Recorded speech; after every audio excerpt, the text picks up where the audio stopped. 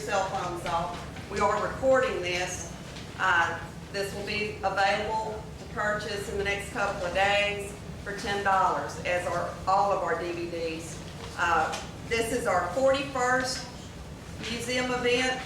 This one is the last one. We take a summer break. We'll start back up in September for our fundraiser gala. If you've never been to that, be sure that I have your address. That's a lot of fun. We have a big silent auction for that. A lot of really, really nice food. Just a real nice evening. So if you've not been to that, that's something that you really need to try to attend. I passed out everybody a letter. I know I saw some of you opening it. I better not find any of them in the seat, or in the trash, or in the parking lot, or on the street. We are trying to raise money to purchase the building next door.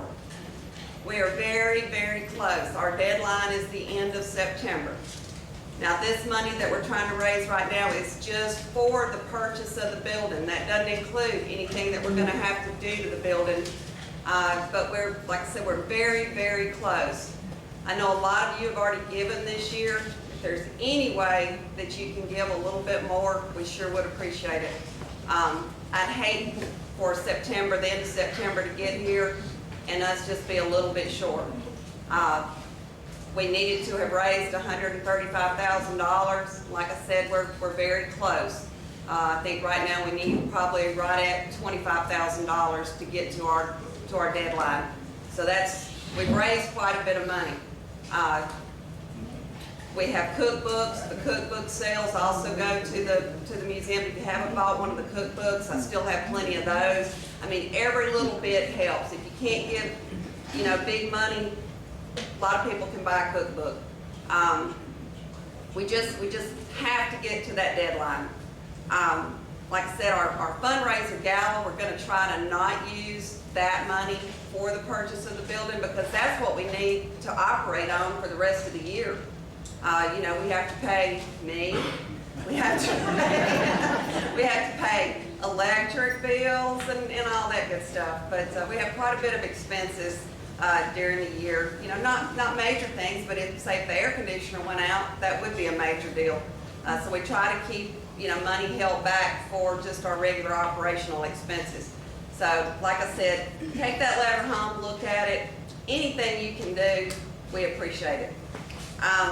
Like I said, this is our 41st event.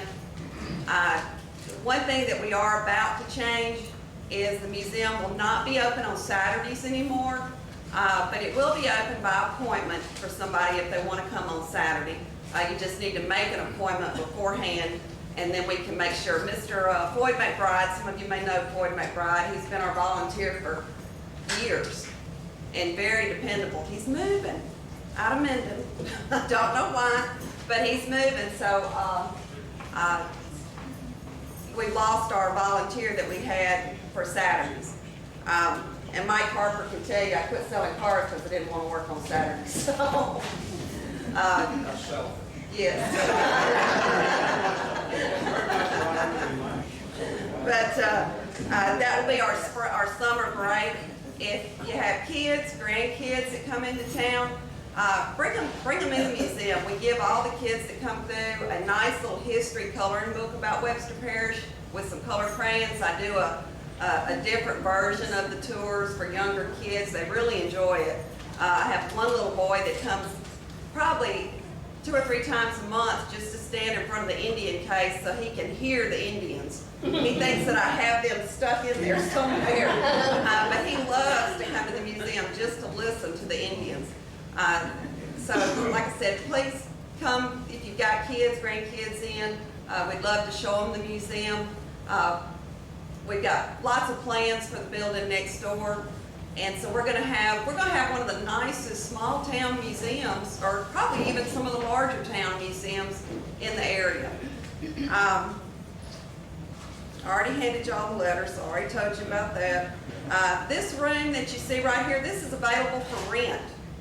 I just rented it to the class of '68 last weekend, but it's very nice for reunions or parties or whatever you have. One thing that you can do in this room, if you so desire, you can serve alcohol in this room, which you can't in a city-run facility. We do have this big screen available too that you can use. So it's a lot of things. A lot of people enjoy using it for meetings. It's got PowerPoint. You can do PowerPoint presentations. All you have to do is plug in your computer there in the wall, and it's ready to go. So if you need to rent a building, contact me. We do have different prices for what you're renting it for. I already gave out the door prize because I was scared I was going to forget. So Ms. McCormick won that. And now for our main event. Look at Steve Showles over there. Steve and I go back a little ways. I used to sell him cars.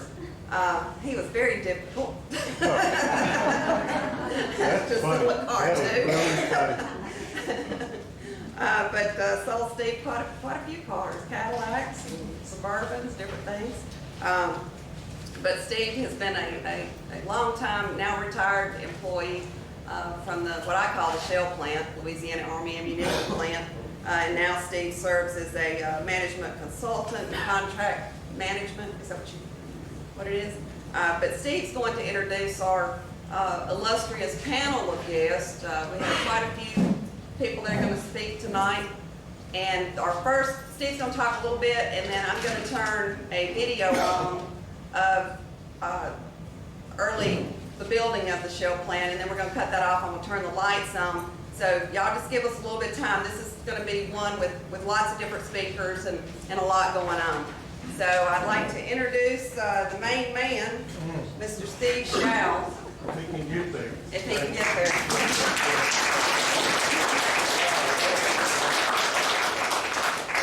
Well, I'll tell you, it's fun to be here. It was great getting this together and working with the people.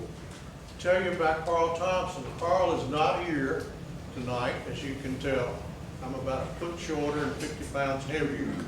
Carl's wife had serious surgery today. She had open heart surgery, and the information that I've gotten from someone here tonight was that she was in ICU recovery and I think doing well. Does anyone know anything different than that? That's great. Carl is a very conscientious guy and really wanted to be here, but unfortunately they had this medical emergency. Tell you what we're going to do tonight. We've already modified this schedule a couple of times. I guess that's what we've done at the Shell Plant for many years, modified schedule. But tonight we've got an excellent group of panelists.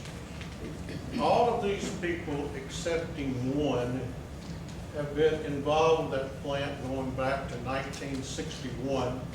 And we've got one lady who goes back to 1950. I think she must have started when she was about 5. So we'll introduce those folks as we get further into the program. But after we do this little introduction, we're going to have the video. It's about 19 minutes. It was customized for this group, and it's actual footage of the construction of the ammunition plant going back to 1941. It was originally a 16mm film, and through the Army resources, the Signal Corps reproduced it onto a compact disc. So the quality that you're going to see this evening is much improved from the original version. However, the narration is non-existent. There are a few captions in there. So if anybody wants to identify anything that they may recognize, feel free to jump in. So, where is my lady that knows how to operate? There she is. Thank you. And it's so good to see so many friendly faces tonight, many faces that I've seen many times before. Thank you for being here, and thank you for having us, and we'll get on with this.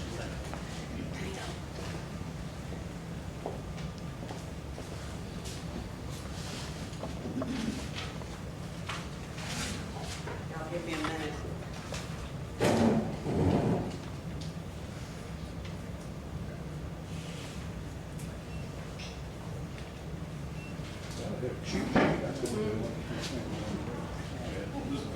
It worked a while ago.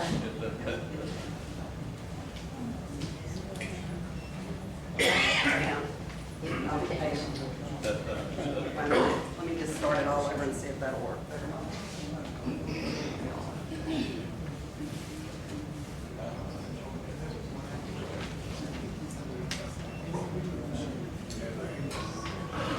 I'm gonna make it come back down. We hope.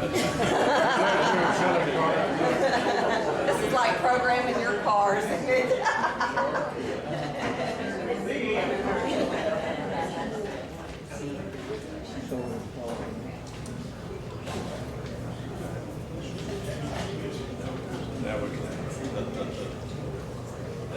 See, I was scared the screen wouldn't go down, but obviously you can't do that.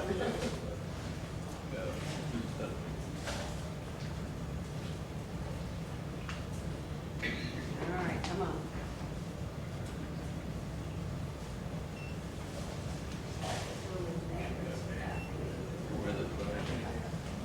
It's in there.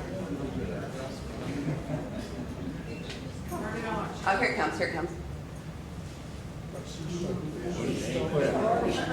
It's in the closet. In the closet.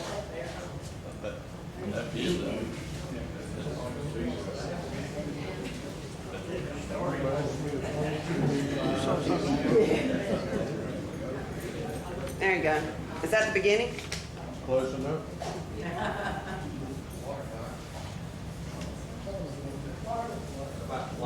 Yeah, we can turn the light down. Is that the beginning? I'm not sure it is, Sheriff. Hang on, we'll start it.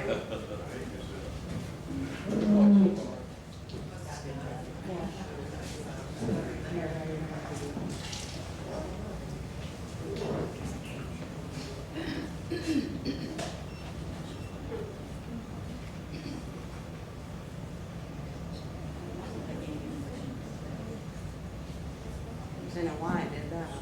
That must be the beginning there. There you go.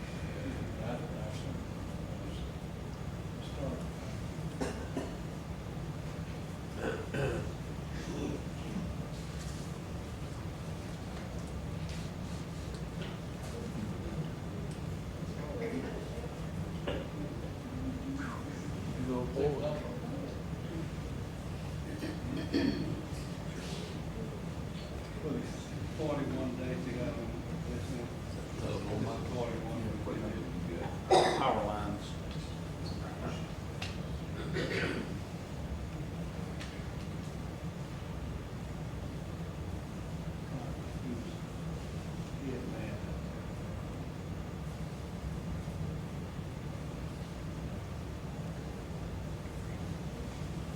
Silence,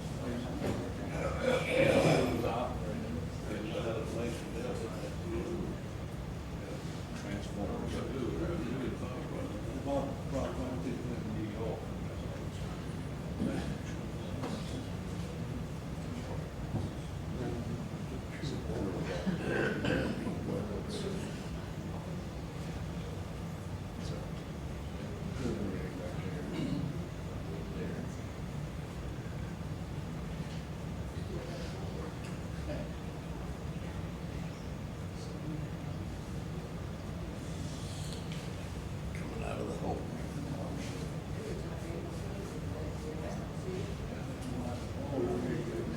Yeah, good old water well. Little water well, Yeah. Feeling the same way. yeah.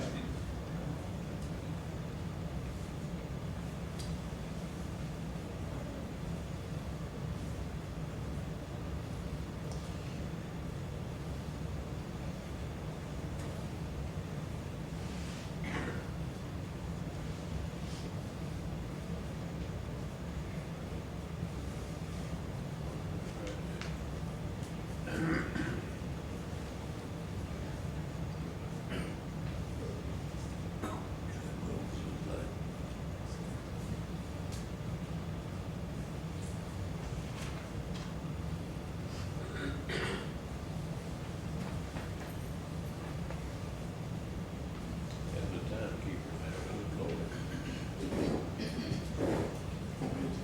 They kept time with the law.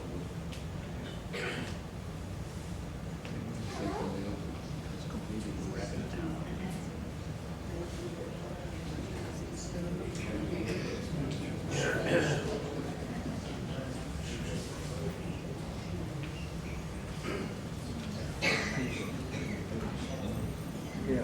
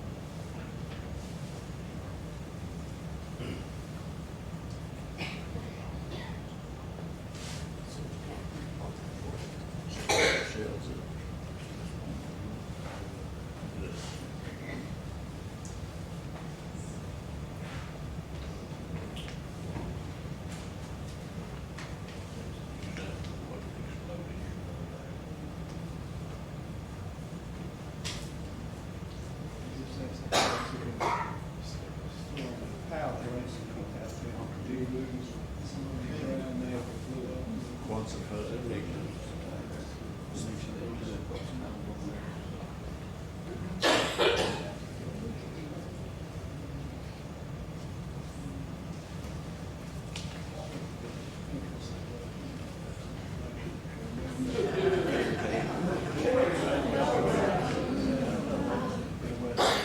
Leftover stuff. All down there. Yeah.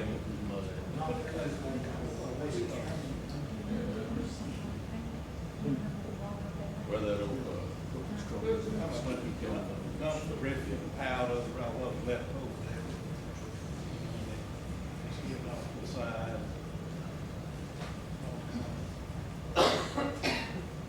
labor and laid out. Too muddy to wait.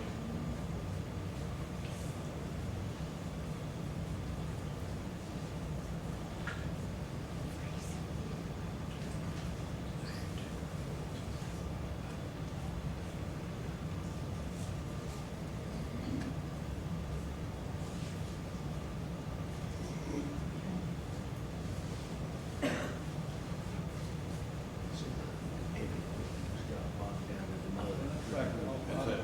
Whole thing, bottom. Yeah. That old Coca-Cola.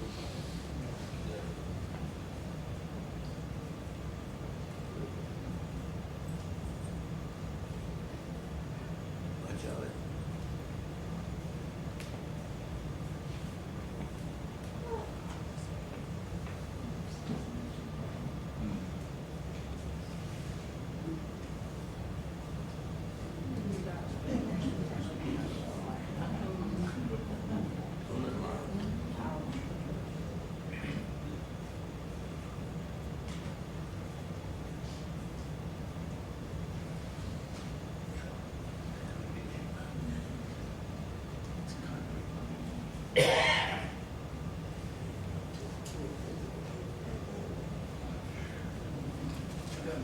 Two, they just got that concrete. Fixed it up. Yeah. That long spout we got here. Yeah.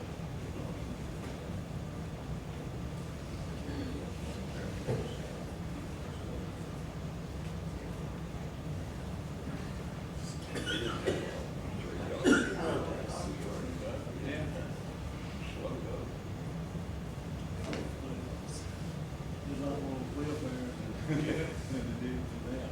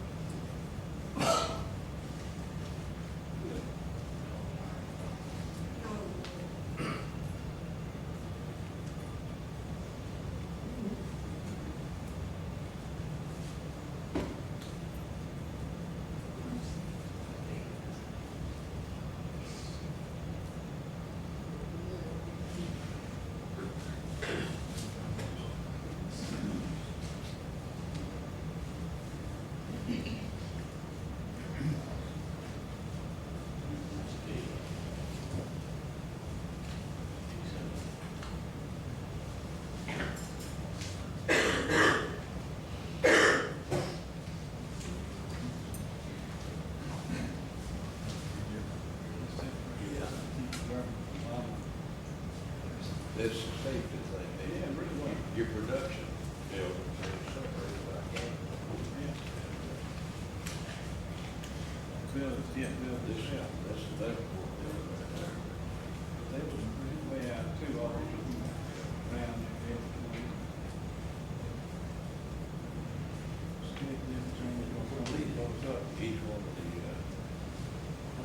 explosive operations centers by the whole game.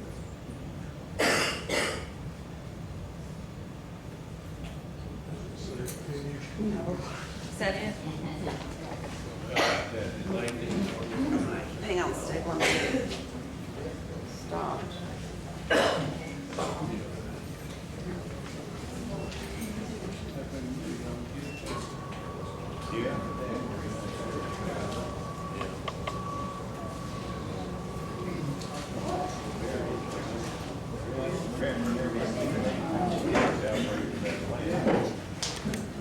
Okay, Carl had planned to give you some information on the history and the infrastructure of the facility. But I'm going to do that, I'm going to do most of it reading because I don't remember as well as Carl does. In 1939, the federal government began purchasing and acquiring through eminent domain numerous private land holdings consisting of small farms and home sites that would, upon completion of the acquisition process, form a contiguous parcel of land of about 15,888 acres. It's about 12 miles west of the city of Minden, as all of you know.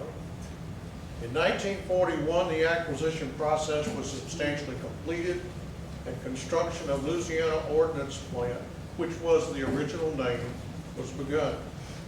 Louisiana Ordnance Plant, later renamed Louisiana Army Ammunition Plant, has now been under the ownership of the U.S. Army, and beginning in January 1, 2005, the state of Louisiana acquired the property, and it's been in one or the other government possession for 72 years.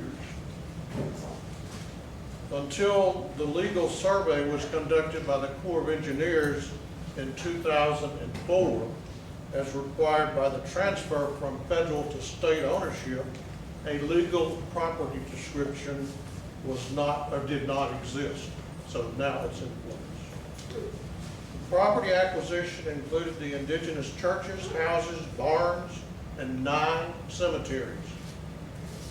As we were going through preparation for this, I happened across this particular little item, and there are several copies on the table if you'd like one.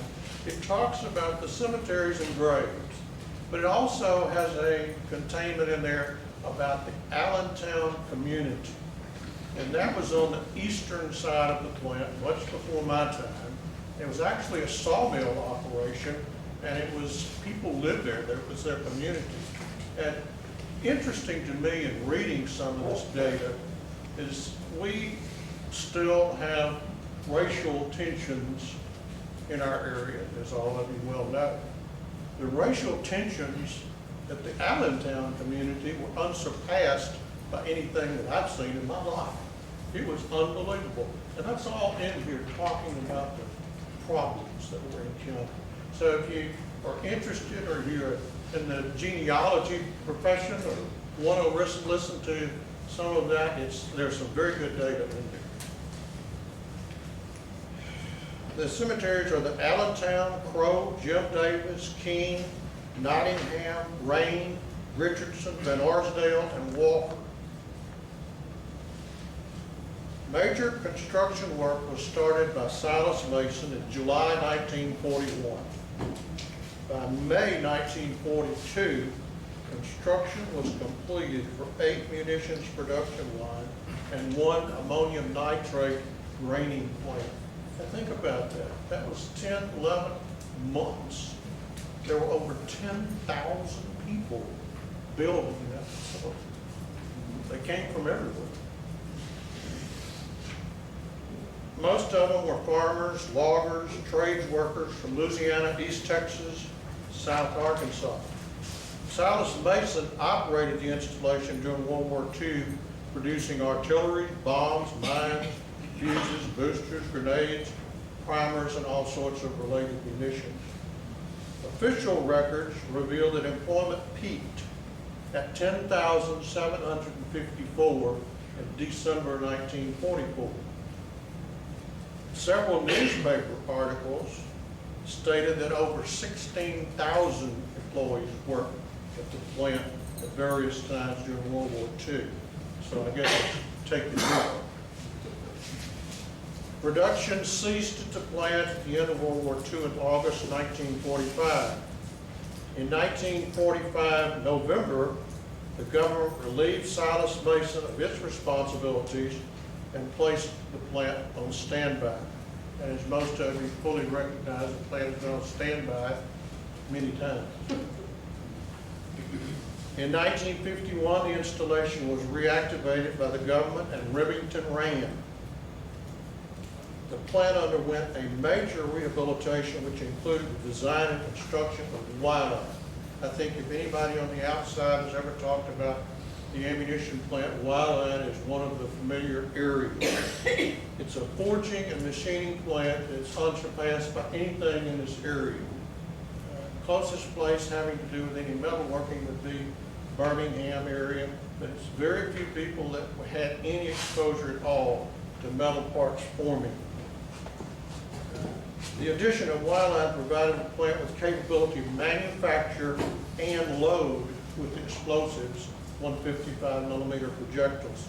This capability made the plant unique among all ammunition plants in that they had both the capability to manufacture the projectile and load it.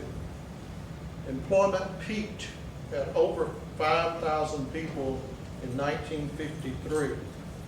Then in 1958, production was suspended and again placed in standby. During this time, the plant served as headquarters of the 5th Missile Battalion, controlling 2 off-plant Nike Hercules batteries during the inactive period following the Korean conflict. The Vietnam conflict brought about the reactivation of the plant in September of '61 with Sperry Rand Corporation as the operating contractor. All lines were placed into production to manufacture large quantities of artillery rounds, rocket warheads, mortars, mine, all sorts of munitions. I can remember days when we had 200 rail cars coming in and out of the plant. Illinois Central was constantly there. In 1975, Thiokol succeeded Sperry Rand as the operating contractor. Interesting story there. During that time, you might remember that defense businesses were not part of being politically correct. Sperry Rand, being politically correct, told the military, we want out of the business. Therefore, the contract was let for bid, and Thiokol won that contract.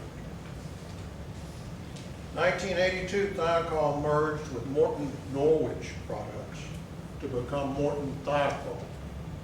Thiokol separated from Morton in 1989 and remained operating contractor until July 1996. Thiokol then became the facilities contractor and remained so until July 1997. They were succeeded by the real estate firm of Lee Hall Properties, and then Valentech won the contract beginning in 1999.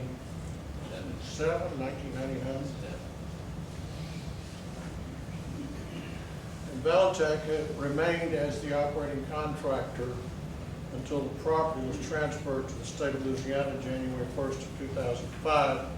And if Carl were here, he'd tell you all about the training activities. The reason the plant was transferred to the state was for National Guard training.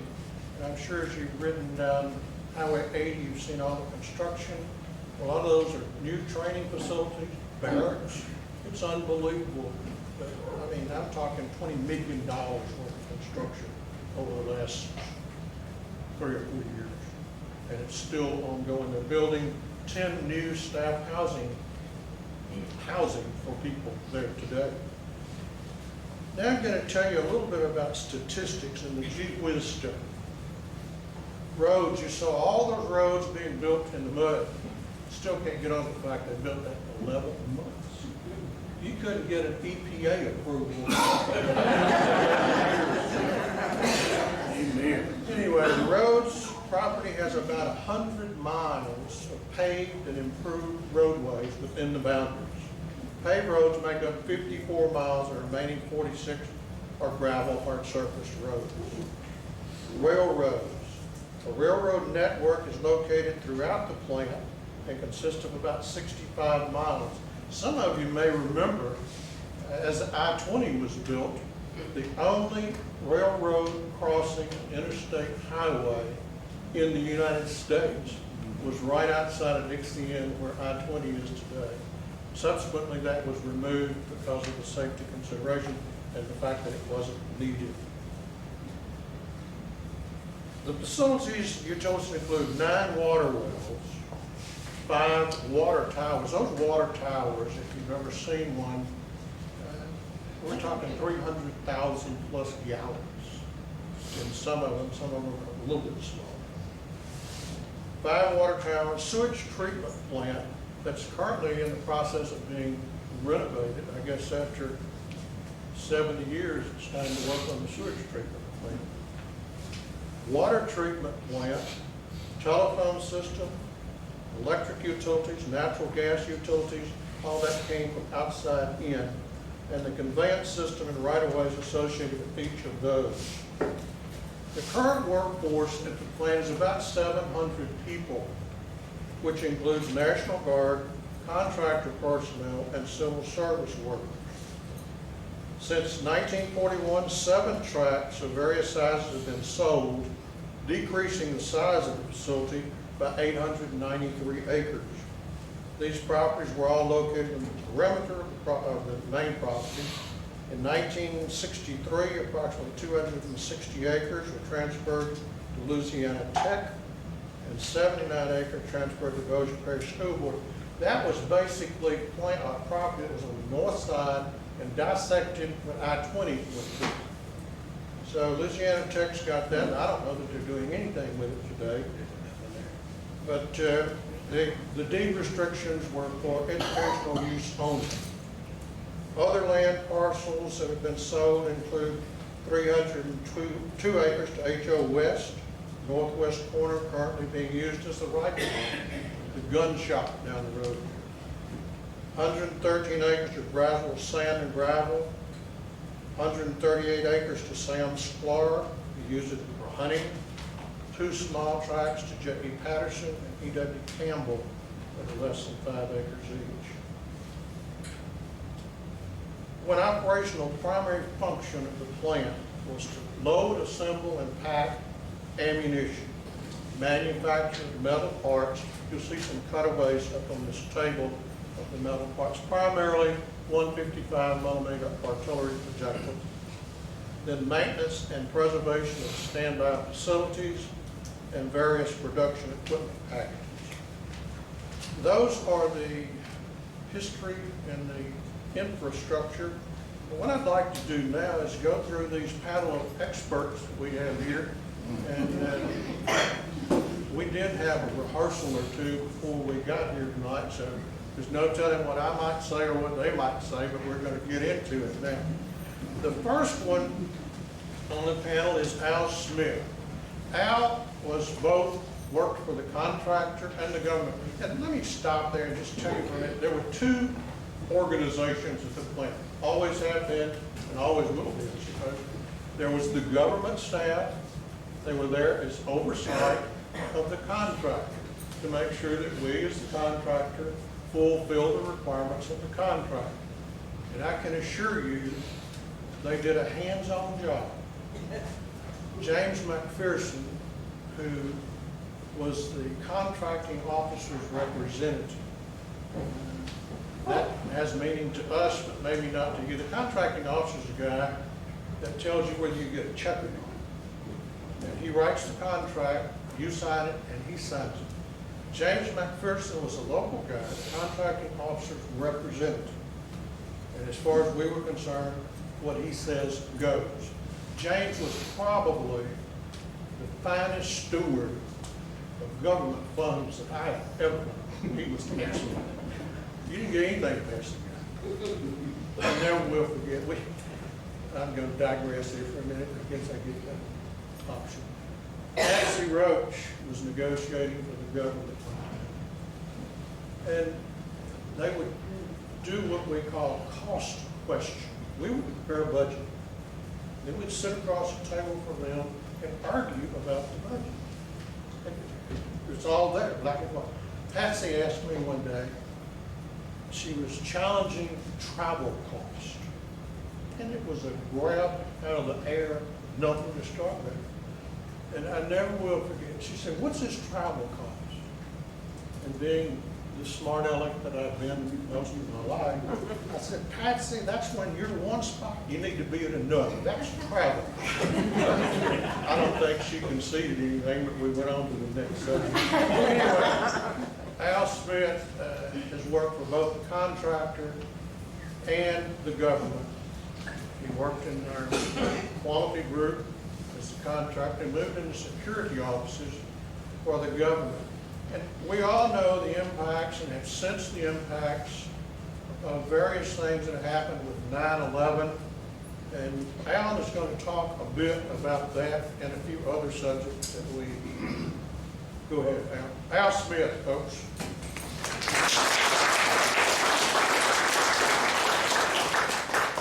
I'm up here and read your number.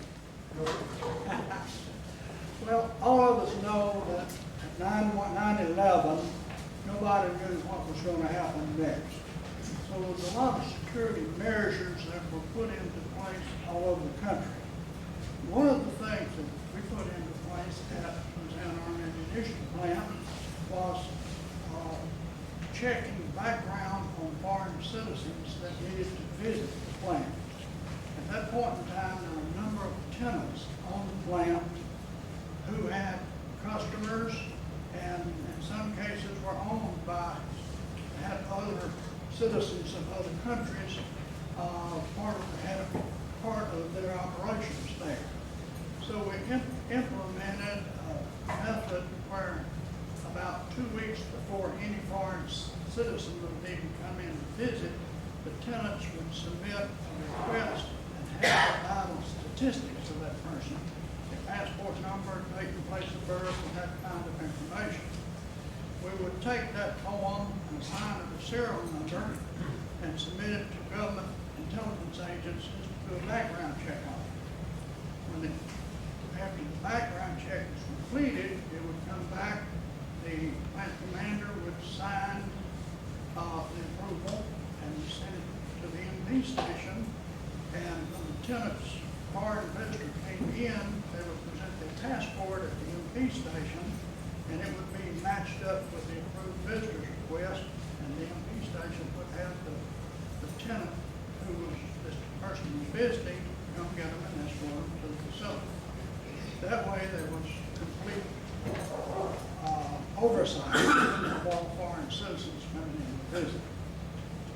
One other thing that was implemented too was all the tenants that were working with explosives in any shape or form and energetic materials, all of their employees that worked with them had to be vetted by the Louisiana State Police.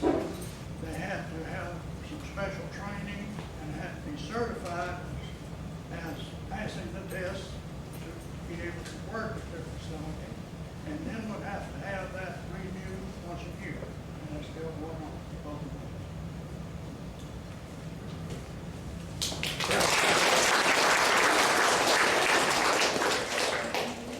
To amplify that employee certification, all of those people, anybody that touches energetics at the plant today cannot have a felony conviction, and they must pass a drug test. So it makes it easier on the employers to hire qualified, good, reliable people. Next, Miss Virginia Foxx, known to a lot of you as Jenny. Jenny came out to the plant in 1950. As I said, she was about 5, I believe. She departed the plant in 1957 and came back in 1961. Jenny's going to talk to us a little bit about the medical facilities and activities of the plant, and you're just not going to believe some of the numbers. Please, ma'am.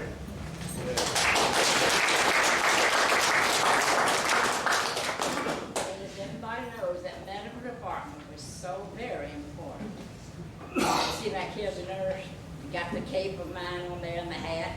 Well, that's just what we wore a long time ago. They don't wear uniforms like they do now and have a cape on them. But the hospital was built in 1941. Then I have this article that he had gotten from Dr. Eddie, and he said that they had, the hospital was built there and it had 24 beds, 2 operating rooms, 1 major one and 1 minor. And then they had 20,000 people that received multiple treatments, and 1,000 of these were kept overnight. 700 were surgical patients, and 2,000 had minor surgery operations, and they had 5 doctors, 30 nurses, 3 stenographers, 1 pharmacist, 8 first aid men, and a matron, 3 orderlies, and a maid. So this was during World War II. And then after World War II, the hospital, which is a temporary building, everything inside it was taken down to stores. But I went to work in 1950, and this was the beginning of the Korean conflict. And I was a civil service employee right at first, and they had me a first aid station set up in the fire station. But then soon after that, we had a contractor, and the hospital was set up again. And then we had, the first doctor was a doctor on loan from the Navy, and he lived there in the hospital. And he was available, any kind of treatment that we needed. Then Dr. Potts came, and he was a medical director. He had 2 or 3 interns or residents that came from LSU every day, and we would do sometimes 10,000 physicals a day, just to meet the demand, plus the turnover. There were some people go down there and they say, I don't want this. And they would stay very long. So we had a lot of turnover with that. And then the doctors did our physicals for us, but we did the blood work and the EKGs, x-rays, hearings, visions, just everything that we needed. And we had to monitor these people if they were in a hearing area or whatever, we had to monitor them all the time. And then we had our emergency room and treatment rooms. And we did not keep overnight patients in, though. If we had patients that come in that we couldn't handle, we would send them to the whichever specialist they needed, and the specialist would say, oh, look, send them to this hospital. So we did not keep any of them overnight. And then I worked up until the last of February 1957, and I had a child March the 1st, 1957. Of course, I adopted him. But anyhow, I stayed home then 9 years. I had a little girl after that. And then I stayed home 9 years with the children. And then they had the Vietnam conflict. And they kept calling me and said, come on, we need you, we need you.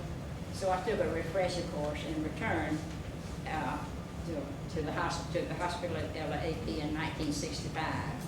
And Dr. Anderson, so many of you would probably remember him, was a medical director then. And again, we did maybe 10,000 physicals a year. We had RNs around the clock in these big buildings, where they have forge and loading the whatever it is. We had them around the clock and then in the hospital. So at one time I had 24 registered nurses there working with me. Let's see, we did a lot of preventive medicine, and that's just, you know what that is, just staying ahead of everything. And some days we had 4 or 5 doctors working with us, and we stayed real busy for years and years. And being a certified occupational health nurse, I learned very much. And I'm so grateful that I could be an employee at the plant, and this is just like family. And even now, I have friends that are working out there at the plant. Thank you.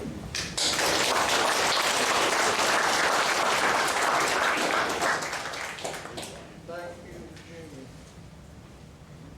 As I've gotten older, she's become Virginia. She used to be Miss Foxx. Bob Thompson. Bob began his employment in 1961. He always worked in the personnel group. And just to give you a little insight as to the magnitude of what went on, Bob's going to explain some of the duties that he had, which are unique to the ammunition plant. You don't see them in most industries. Please go.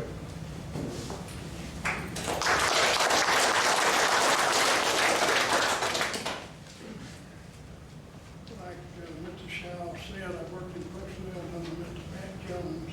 I was an employee service manager. So I'm going to relate some of the duties and responsibilities that I had. As employee service manager, the main job was moving office furniture and office machine to all areas of the plant. Also, I was responsible for repair of these office machines. I also had the responsibility for custodian services for the administration building. It was all of 8 areas. The plant mail service was a very important part of the plant operation. A man would leave the plant early in the morning, go to Shreveport, pick up the mail, and take it back in the afternoon. I also helped to procure cafeteria equipment for the production line. Each production line had their own cafeteria serving line. They cooked the meals in the main cafeteria and they took them to the line in hot food containers. Go back to the moving of the office equipment and machines. In building A100, there was no elevator. And we had to manhandle the steel desk and the fireproof combination cabinets that they used. And they weighed about 500 or 600 pounds. So it had material handlers to lift them up 2 flights of stairs. That was really a back-breaking job. So other than that, that's about the main duties that I had at the time.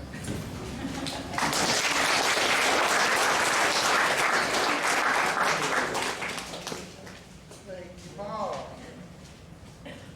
Patsy Garcin. Patsy began her career also in 1961 in an administrative position in the personnel department. She was promoted to the insurance administrator in July of 1974 and probably processed more claims than anybody in Louisiana as an individual. So Patsy, tell them your stuff, please.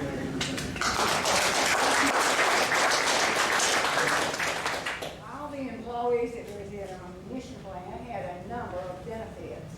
They included life insurance, long and short-term disability, medical and dental claims, and I said we had a savings plan and retirement. All of these claims were administered through the insurance department. And it was a great joy to me to be able to do that. I never held a high position, but I loved my job. I had contact with nearly every employee at the plant at some time or other during all those years. And there was a special bond for the employees there. We loved each other, and I still remember those days with fond memories. And it was a great privilege to serve and to administer those claims. Thank you.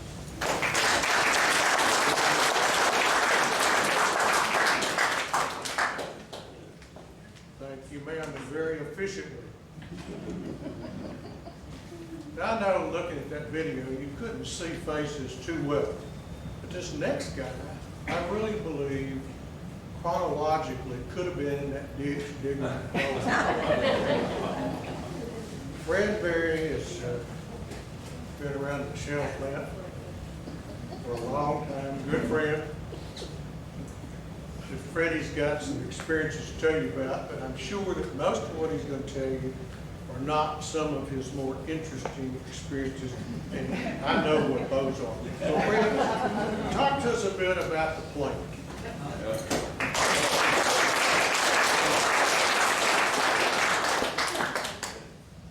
You need to know about him too, I'll tell you. It takes a long time. Like most of you in here, I was born and raised in Minden, and I grew up hearing about the Shell plant all my life. But until I went to work there in 1961, all I knew about the Shell plant was that big white building on Highway 80 that passed by. So once I was in there, I was truly amazed with the infrastructure of the plant. It had its own, it was essentially a little town within the fence of the boundaries of the plant. That's what it was. It had its own fire station, its own security force, its own chemical lab, its own phone service, its own transportation service, its own hospital. It had actually a little area of 25 staff area houses, in which I lived for 12 years and loved it. And it was a great place to raise children. I guess you just don't know. I can't express the magnitude of the plant and how big it was. Now, from a production standpoint, as Steve said a while ago, we had 9 low-assembled pack areas where we could take all kinds of explosive items and we could load them by melt pouring, by pressing, and by extruding. In addition to that, we had at one time we had 2 metal parts operations where we did grenades and then we did projectiles. But we had the Y line, as he said, it was one of the biggest operations I've seen. You started with a bar stock of steel and went through a complete forging, machining, training, and pack-out operation to come out with a finished projectile, which you could then send over to one of the lines and you could load it with melt pour explosives. So, I mean, I could go on a long time about what the vast magnitude of the plant, but it was just, unless you've been out there, you really wouldn't realize what it was like.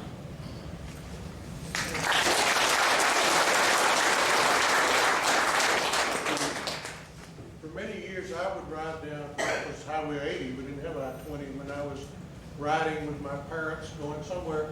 You'd pass by the Shell plant, and I was always intrigued by the little signs on the fence that says, in the event of a fire, call 1-7.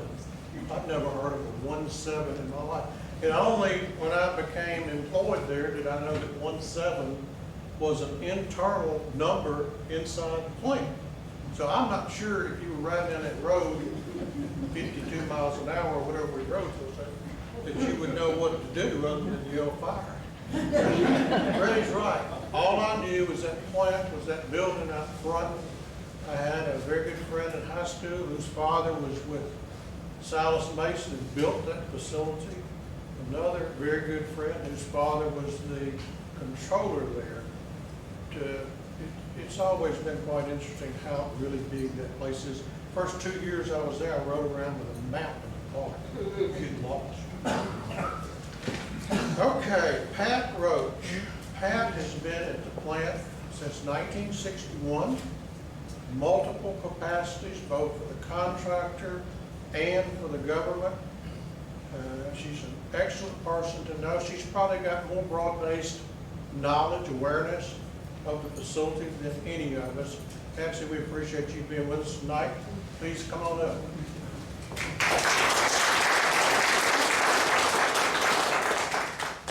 Well, I thought, as he said, these varied positions that I held, and I really couldn't think of one in particular that I really wanted to talk about. So I decided I want to talk about something that was very dear to me. And that is, would you mind holding that up? Please, Mr. Shaw. Am I holding it the right way? That's correct. This is a map of green tree housing in Doyle Williams. James and I, my husband, moved there in 1960. And we were very fortunate enough that we rented a one-bedroom home in green tree housing. And that was the first time I had ever heard of the shell plant. And it's really odd. I mean, you know, that was our first home, and then I've been there over 50 years.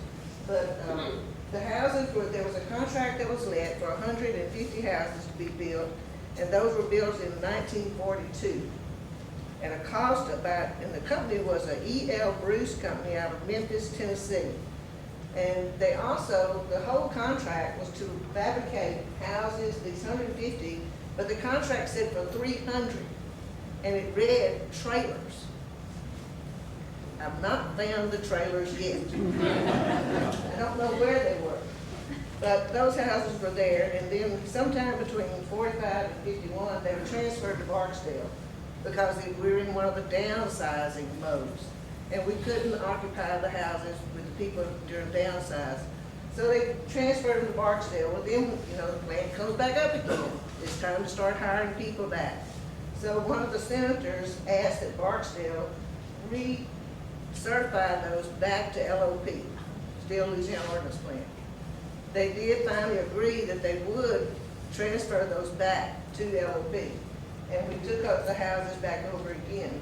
And we had them there until 1956. And then they were declared excess to the Army's needs. They tried to transfer them to another federal agency, but no one would have them. So they put them up for auction. And there was a man from McGregor, Texas. Oh, and something else too that I thought was very interesting. They transferred 16 of those houses before they sold them to Webster Parish Schools. 8 of them was to remain in Doyle with 11 acres. The other 8 houses were moved off the installation, off of Green Tree Housing to some other area.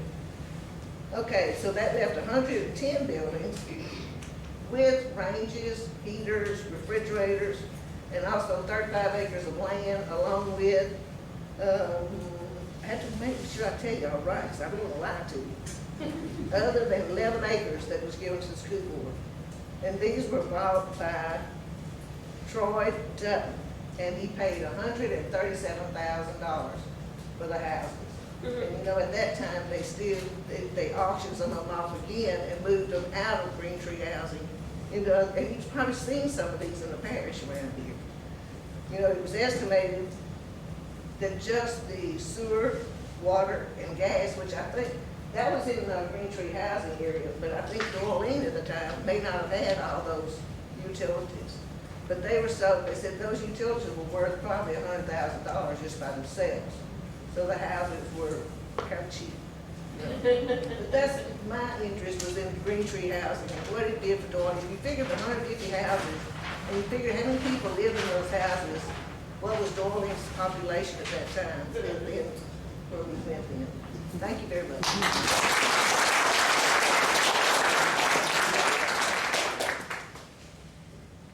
Thank you, Patsy. Our last panelist is Doyle Williams. Doyle has had extensive experience in both safety and environmental aspects of the plant operation. Doyle is the youngest of our team, and then he became employed in 1969. And I give you a kudo for Doyle before we start. The plant always has been extremely interested in promoting safety concerns. While Doyle was in his safety capacity, the plant achieved over 10 million safe man-hours. There were no disabling injuries in over 10 million hours of exposure, which was a National Safety Council Award of Honor, I believe, which is the highest achievement you can get. So, Doyle, I want you to talk to us about what you thought when you first came to the plant, your environmental and safety issues.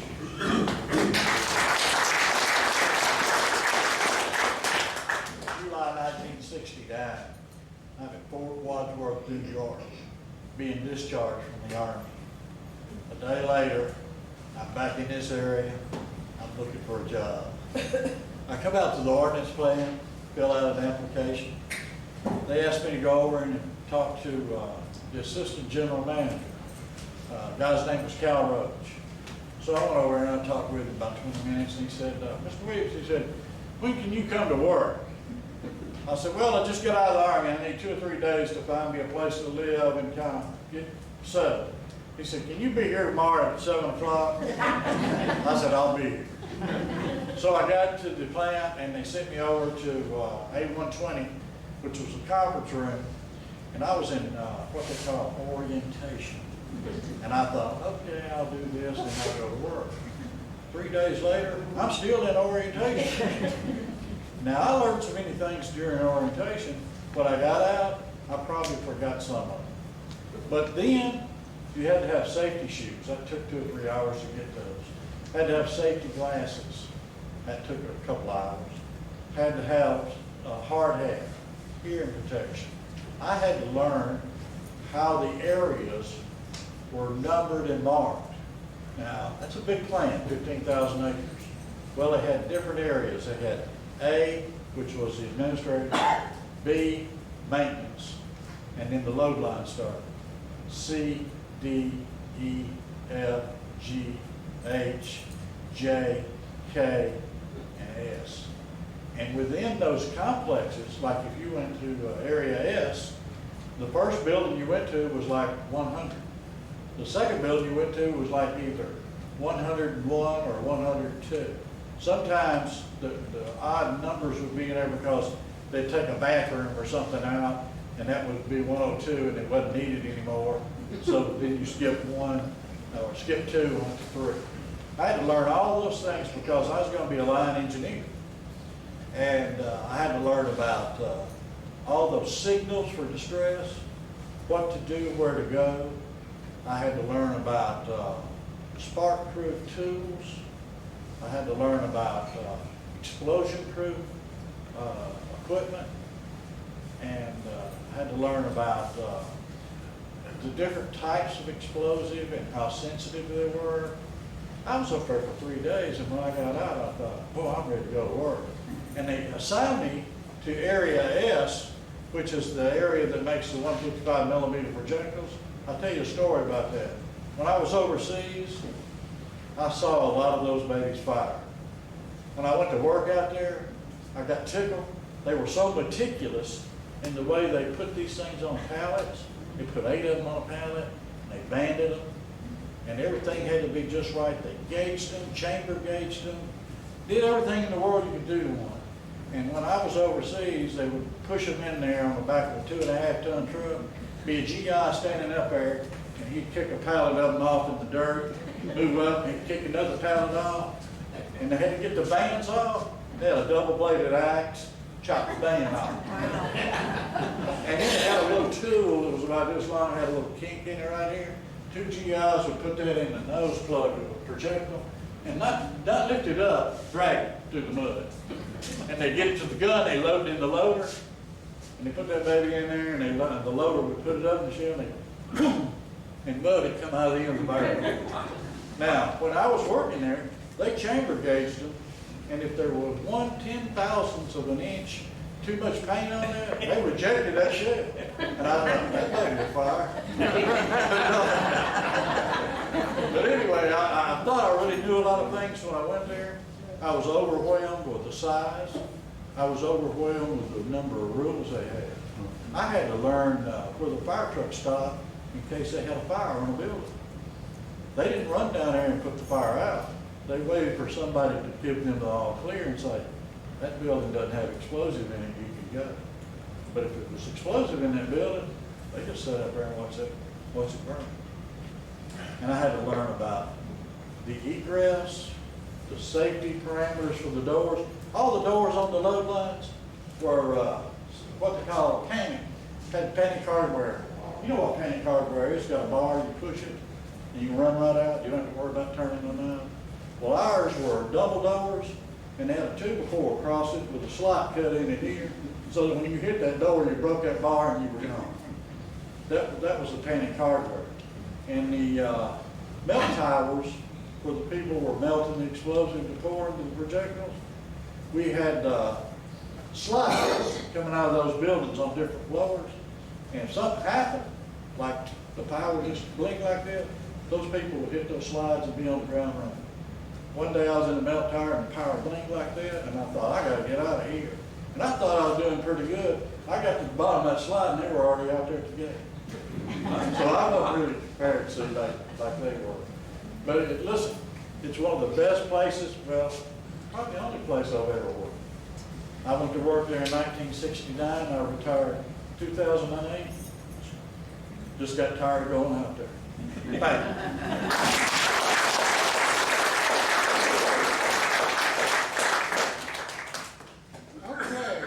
Again, thank all you panelists. I appreciate your active involvement and all of your punctuality at our pre-planning sessions. Did an excellent job. That concludes our presentation, and we will take a few questions. I'll tell you up front, we're not going to talk about Explo. Whatever you read in the paper is all you're going to hear out of that. Yes, sir, Doctor. Could you quickly go over various items that you produce, not a big line, but just kind of hit the high spots on? Yeah, Fred mentioned a while ago, we processed explosives in the 3 most common ways. Melt pour, meaning you take something that looks like cornflakes. You melt it to about 190 degrees in an agitated kettle. It's steam heated. And then after it is liquefied, you pour it into a vessel. Normally, what we process with 155mm projectiles, 4.2 mortars. The other processing was extrusion. Extrusion I equate to squeezing a tube of toothpaste. You have a hydraulic force back here, the hole in the toothpaste being dye, you squeeze it through there, and you cut it off to whatever length you want. That was composition C4. Composition C4 was used substantially in Vietnam with things called claymore mines, demolition blocks.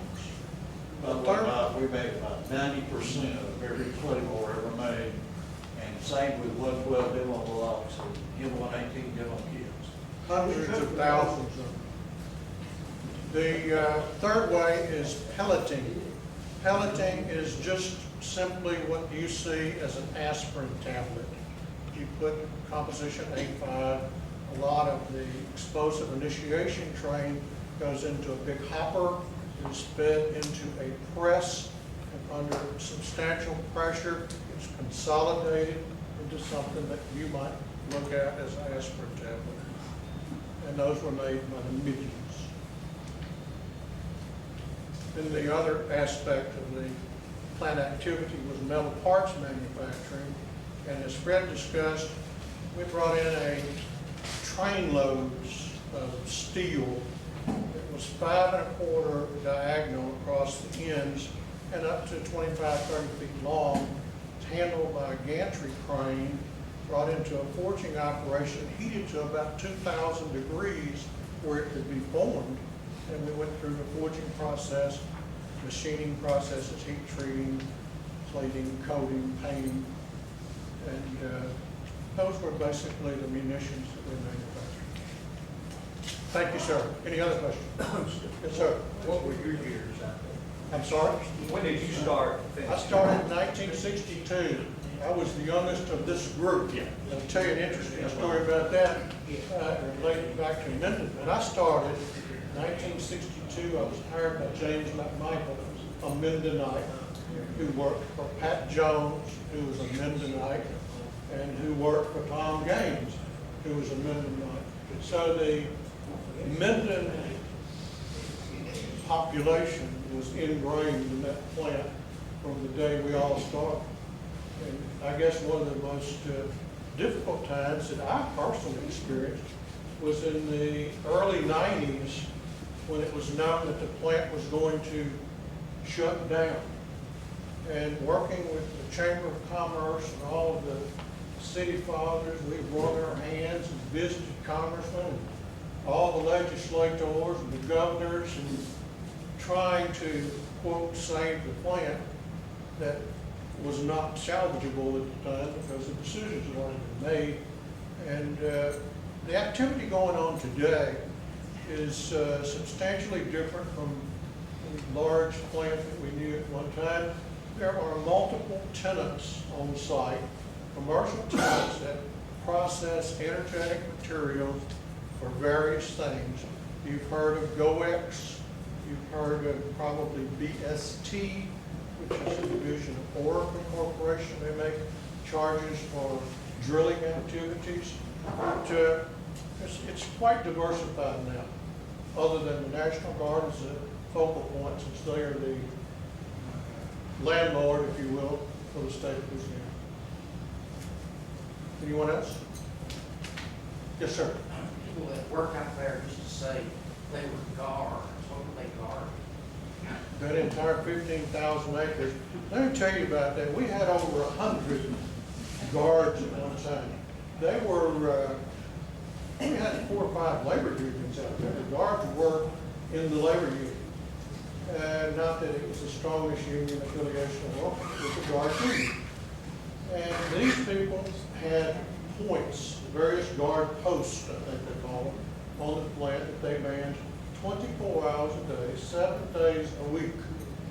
Not only did they guard or man these posts, there were security patrols that patrolled all the perimeter in various fashions. Numerous arrests were made out there for anybody from Doyle. If you're here, I'll tell you the story. I've always heard that it was a rite of passage for any one young man from Doyle to go hunting in the sheriff lane. Nobody got caught by the government. They're just like prison guards. Yeah, actually, every entrance to of the production lines, each person had to pass by a guard and was subject to search to make sure that they had cigarettes or lighters or anything that they should not have in the production. Anyone else? Okay. Shelley, again, thank you for inviting us. Steve, can we give them a demonstration about that shell over there? Yeah, I sure will. This projectile is a cross section, if you will. I'm not going to do that.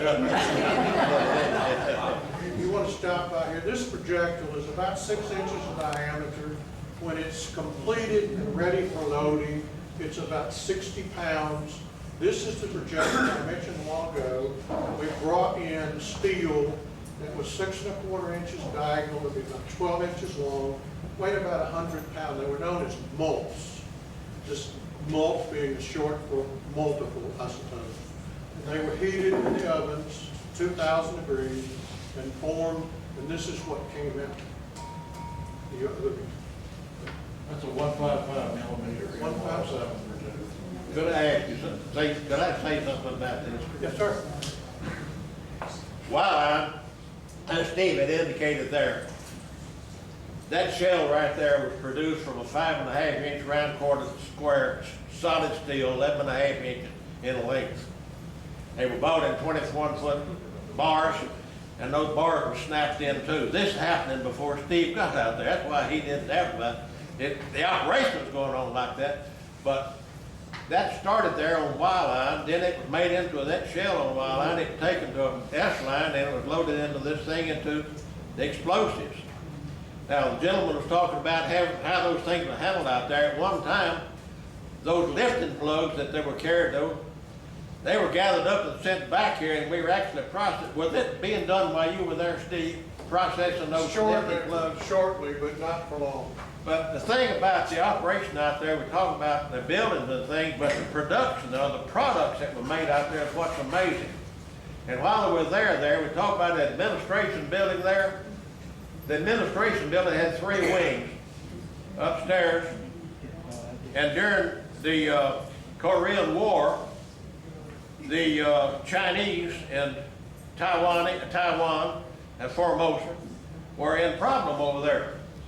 And the government here got involved in this thing here. So what actually happened was a guy named Bob Ball in that stairs upstairs had that cased off in steel bars and steel doors. Was that ever there? Did you ever see that? Yes, sir. And with that thing, they actually redid and drew up the plans to build a Y line on Formosa. That's another thing that the ordnance plant out there did.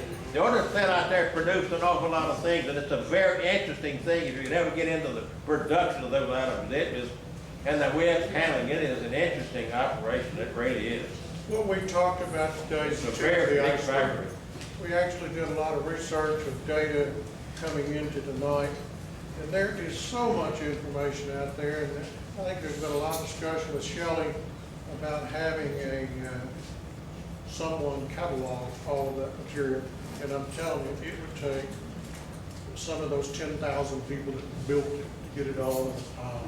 We printed newspapers out there on a monthly basis, and look at 72 years times whatever months, 12 months, that's a lot of just newspapers. And there were a lot of awards for that newspaper. We had a newspaper editor, believe that? That's a fascinating factory out there. It was quite significant. Yes, ma'am.